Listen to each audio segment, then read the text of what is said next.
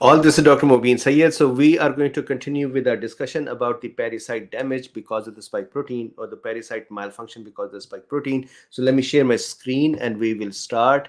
My apologies, I'm a little late. So here, these were, so we stopped here at the end. And now I'm going to go into the details. Now for details, please give me your ear for a few minutes. I want us to look at the um, this study for a second. So if you see here, Eliza Volio, PhD, Michelle Koraba, PhD, and so on. So there are many folks here. They are from the Bristol Medical School, University of Bristol, UK.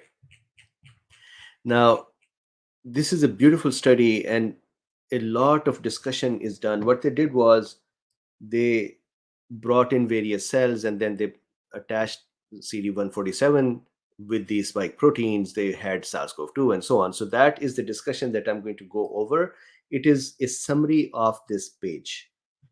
This, not just this page, this whole paper. It's a big paper, but I have been at it since the morning. So I think we can do a good job of going through this. Um, Samina had this question. She said, and here is a question actually, why only in the heart? So Samina, this particular study is done on the cardiac tissue cells. So here is your question, why it is only on heart muscle? So it is not really on the heart muscle, but the researchers only used heart muscles to prove their point or to observe this thing. This may be happening in the blood-brain barrier, this may be happening in the lungs, it may be happening in other places, but because they only observed it in the heart tissue, because they only tested on the heart tissue, that is the only thing they can talk about. So for example, more researchers can pick up other tissues and do the same study there. Okay, so discussion. First point. So I'm going to go point by point, so please follow me. At the end of the day, the result is the same as I've already discussed. First of all, the spike protein itself, we know that it has S1 subunit and S2 subunit, and S1 subunit has receptor binding domain. And we know that when S1 subunit with the receptor binding domain attaches to ACE2 receptor, then the TMPRSS2 on our cell surface primes the spike protein by cleaving, by cutting the S1 from S2. That makes S2 free, which then shoots into our cell's membrane, fuses with it, and pulls the virus inward or helps with the phagocytosis. Here we are only talking about the spike protein, number one. Point number two, or second part of the one, they say that what we did was we truncated the spike protein, we broke it apart, and the truncated S1 with RBD did not cause an issue. That means it was not RBD. It was not RBD attaching to ACE2. It was something else in the spike protein that is attaching to 147 and causing the problem. This is why they are saying that we sometimes, researchers in other studies, they become confused that, hey, the spike protein doesn't seem to be attaching to ACE2. Even then, there seems to be pathologies occurring. And they are saying we are now seeing that it is 147 receptor becoming triggered. Okay, so that is point one. Point number two. So I'm going through their points. So they said, secondly, imagine these are ACE2 receptors. One more proof that it is not about ACE2 receptor. They are not mistakenly just focusing on CD147 while it was actually ACE2 receptor based problem. They said in a study, what researchers did was they injected soluble ACE2 enzyme. Remember, in the beginning of pandemic, even a cool bean doctor here had also said that maybe we should have soluble ACE2 means ACE2 that we can send from outside, like a drug. Soluble ACE2 can be injected, and that would go and bind with the with the spike protein and neutralize it. So they said researchers actually injected ACE2, and most of these studies are in mice, not humans. Injected ACE2, and these mice have humanized cells and the humanized receptors. They injected soluble ACE2, and nothing happened. The pathology still occurred. So that means it was not about the ACE2 attachment. Then they did one more thing. They said maybe the spike is still attaching with the ACE2. So they added a substrate. Substrate means an enzyme that can bind with the receptor. So they thought maybe there still are ACE2 enzymes on the cell surface. Spike is still going and attaching there. So they sent in ACE inhibitors, you can say. They sent in substrate that will bind with ACE2 and occupy the ACE2 so that spike cannot attach there. So they're closing all possibilities of spike and ACE2 interaction. Even then, pathology occurred. Some pathology, not all. And so that means they said we can prove that there are some pathologies, cardiac tissue damage, clotting, vascular damage, that can occur without ACE2 interaction. So these were their curiosities, that what is going on. Then they said we also know that the blood vessel integrity, blood vessels proper functioning and proper structural integrity is helped by parasites. Parasites are present in the blood-brain barrier. Parasites are present in the heart. They are present in lungs. They're present in many other tissues as well. So parasites present on the, like mothers, present on the side of the blood vessels and blood vessel endothelial cells like children. Parasites help them with the integrity of the cells, vascular remodeling. When the blood vessel shape needs to change or new blood vessels need to occur, or the the diameter needs to increase or reduce, vascular remodeling is helped by parasites. Cardiac repair is helped by parasite. Inflammation, this is the most important thing actually. Inflammation modulation in the cardiac tissue. Again, this study is in the cardiac tissue. That is why we keep talking about the cardiac tissue. Is also helped by parasite.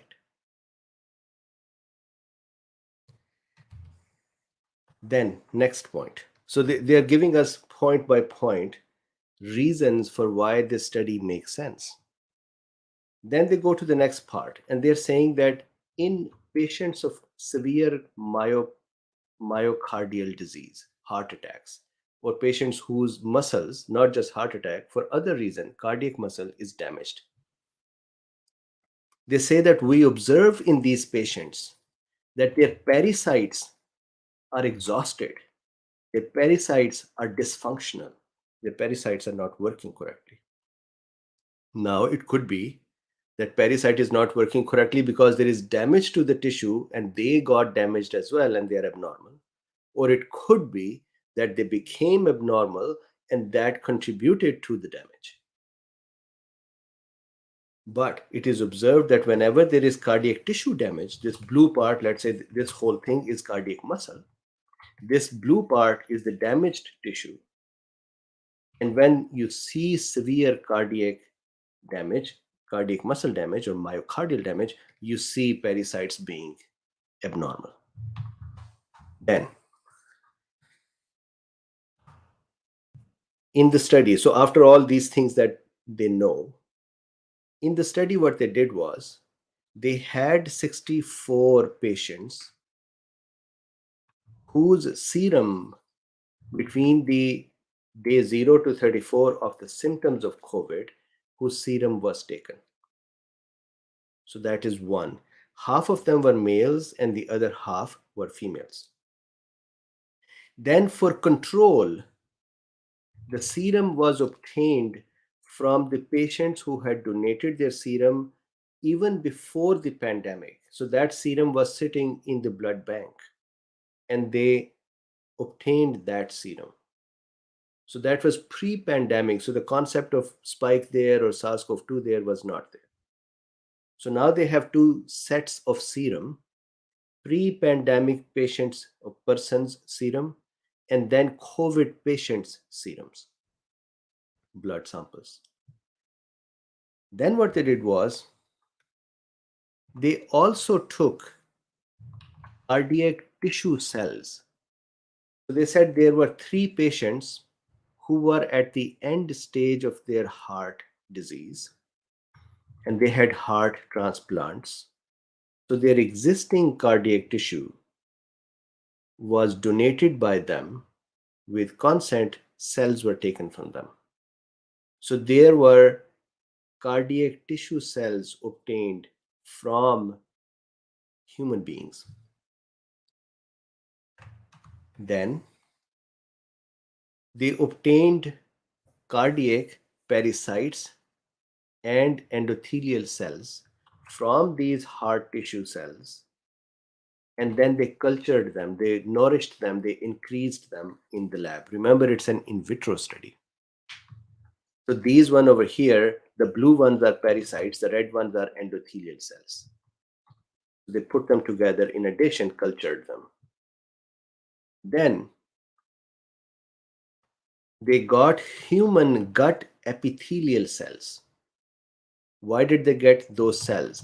Because they wanted to understand that when the spike protein is poured over cells without ACE2 or with ACE2, what happens? So they had all kinds of preparations. They had cell with ACE2, they had cells without ACE2, they had cells with ACE2 and 147 and so on. So human GIT cells, epithelial cells, these cells had ACE2 on them. So they got them for culture. Then they got some cells from the green monkey, African green monkey, or the Viro cells they're called. And these cells had TMPRSS2 and ACE2 on their surfaces. So now they have cells with 147, they have cells with ACE2 only, they have cells with ACE2 and TMPRSS2. Then they also obtained human lung epithelial cells. So these were the cells that they used. Then what they did was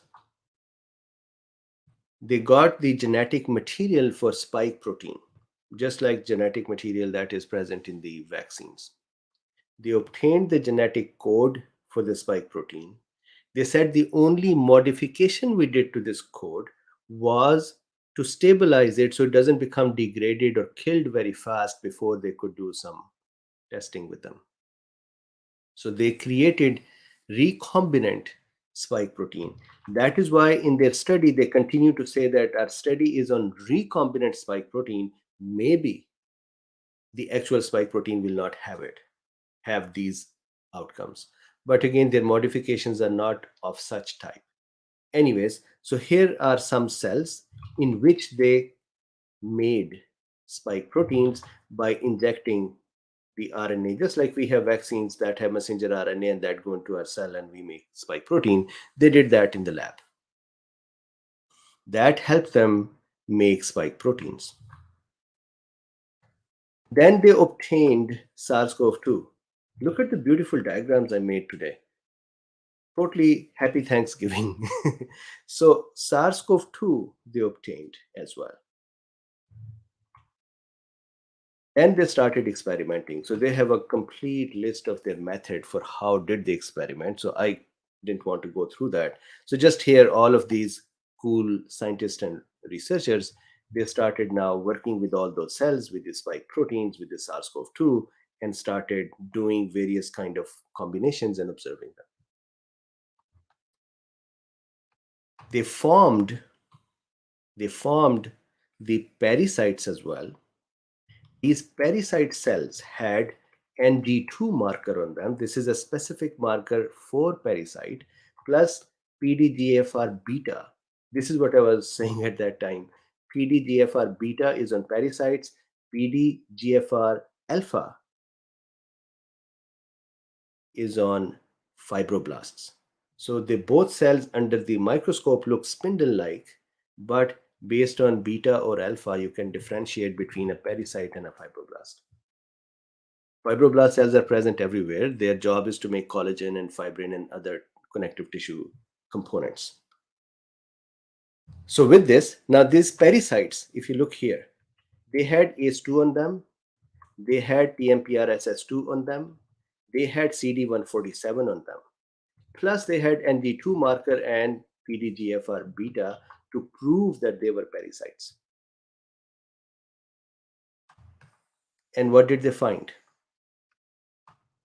They found, number one, this is very interesting, pericytes don't get infected. So they didn't call it they don't get infected, they said they are not permissive to direct infection with ACE2. So that is even an interesting situation, that when a parasite cannot be infected by SARS-CoV-2, then why is it dysregulated? Why is it abnormally working? And this is why they did this testing and they found CD147 to be the route. Then they also found that S protein is found in the sera of the patients. The patients, remember we talked about serum of the patient, 64 patients. They found that the S protein was circulating in the serum. Then S protein increased with and disrupts cardiac pericytes. When S protein is increased, of course they're doing this in lab, the pericyte dysfunction starts increasing as well. Then they saw S protein was affecting through CD147. And how did they see that? So think with me for a second. It is such a beautiful thing. So imagine we are all the researchers. We have these cells, and these cells have TMPRSS2 on them, they have ACE2 on them, they have CD147 on them. And we want to say that, hey, we're going to put spike proteins here, but we have no idea. Maybe these spike proteins are going to go and attach with the ACE2, and we would be thinking all along that they were attaching with CD147. So what they did was they modified these cells to block their messenger RNA structures inside that were working with ACE2. So they kind of silenced ACE2 mechanisms, so that even when the ACE2 receptor is present inside the cell was not responding to it. Just like when we get insulin, somebody who has diabetes that is insulin resistant. What does that mean? Insulin comes in, attaches to the receptor, but cell does not respond. Here, they made it ACE2 resistant. And they said once we made it resistant, we made sure that the cell functioned otherwise correctly. So they tested the cell, they cultured it, they nourished it, they observed it, and made sure it is working otherwise correctly. Just the ACE2 pathway was not working correctly. Then they put spike on them. And then they saw that the pathology still occurred because CD147 was working. Then they wanted to confirm, is it CD147 or some other pathway? So they silenced CD147 as well. And as soon as they silenced the CD147 and they put spike protein in that on those cells, the pericyte dysfunction reduced. Pericytes' mobility away from blood vessels, remember they were leaving their friends and going away from the blood vessels? Their mobility reduced. They stayed put. They continued to work correctly. So that proved to them that this was CD147 based mechanism.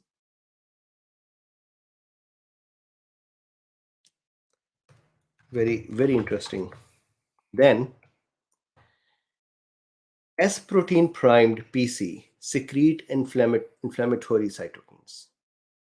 This is a very important point, that once the pericyte had spike protein attached to them, these pericytes not only walked away from their children endothelial cells to support, but they started releasing poison, or they started releasing cytokines. They were actually doing a good thing in their opinion, that they were trying to cause inflammation to figure out whatever was wrong with them should be taken care of. That inflammatory set of cytokines caused endothelial damage, which if you damage the endothelium, what would happen inside the blood? When the blood particles will see endothelial damage, platelet would become activated. There would be local collagen 8 exposed that would also activate the platelet. Thrombosis would be activated. Inflammation on the blood vessel wall will be activated. So further damage would start occurring, clotting would start occurring, thrombosis would start occurring, tissue damage would occur because the blood vessel is not working correctly. The river that is bringing nutrition to us is not working correctly, not bringing the nutrition to the cells would start dying. So not only that was happening, the inflammatory cytokines, when attached to the myocardium, heart's muscle, the myocardium started getting damaged as well. So there was tissue damage and blood vessel damage. And I cannot shake it that this letter, so look, I'm not doing any fear mongering here. This is a letter here from, look at this, this is American Heart Association. The date is November 2021. And in this, they say, our group has been using the Plus Cardiac Test GD Biosciences in Irvine, California, a clinically validated measurement of multiple protein biomarkers, blah, blah, blah. And then they say at the end, at the time of this report. So just look at this one. These changes resulted in an increase of the plus score from 11% for 5 years ACS, acute coronary syndrome, or heart attack type of issue, to 25% issue or risk of the ACS. After the second dose, for 2.5 months, these markers stayed up. So I cannot shake it that this may have something to do with all this as well. But anyways, this is a different letter. This parasite with the neurological symptoms is a different study. This study is what we are talking. So I don't have the right to connect them all. Possibly some other study would connect them, but it seems like they are connected. So this inflammatory markers will then in turn cause damage. And finally, this is very important. When the parasites stop working correctly, they are not nourishing and nurturing the cells correctly, the cardiac cells or the blood vessel cells, which then cause apoptosis to occur or suicide to occur or death of the cell to occur. So the endothelial cells would start dying. That in itself would start a cascade of prostaglandin development, prostacyclin development, leukotrienes development, local inflammation, and further damage. So at the end of the day, vascular damage, not via infection. It's not ACE2 binding and the virus going into the cell and then causing damage. It is a spike protein's part binding with 147 and then binding with something else unknown and causing disruption of the cells, resulting in the CD147 signaling abnormality and without causing infection, which means spike protein's presence in the blood with whatever is the reason, a previous infection, a spike protein from a vaccine, or any reason that spike is in the blood could cause this. And I would remiss if I do not balance it by saying we are seeing millions and millions of people getting infected and recovering. We don't see cardiac tissue damage in all of them. Majority of them do not have it. We are seeing vaccines given to billions of doses, and we do not see cardiac tissue damage. So we have to keep that balance in our mind. The damage where it is occurring, here is a mechanism. So the end result is what? The end result is, and what is the takeaway as a healthcare professional? Keep a possibility of using CD147 blocking antibodies in your mind. If you are a patient, if you're somebody who's concerned, keep this drug in your mind and talk with your doctor. If you're a doctor, keep that drug in your mind and see, can you get it? Is it available outside of trials? Because that might be life saving for a patient. So at the end of the day, vascular parasite damage. Here is the SARS-CoV-2. Here is its spike protein attached from it, and possibly heart, brain, lungs, and other tissues. This study is about heart. There is another study I showed you about brain. Lungs is my postulation. Here is a poor blood vessel that is sitting, dying in the absence of a good friend parasite. So that is the discussion.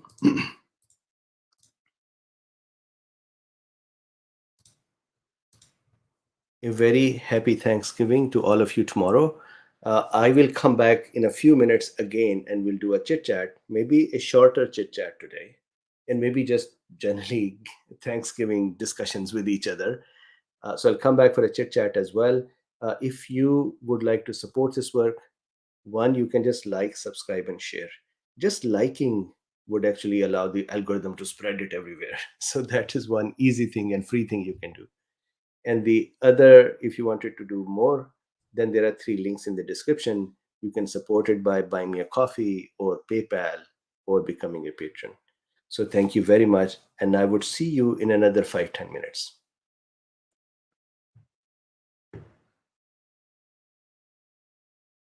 So Anthony DiStefano, how does this come together with infected monocytes and macrophages with S1, the changes to SP made in vaccine all together? What is the big picture? So that's a beautiful question.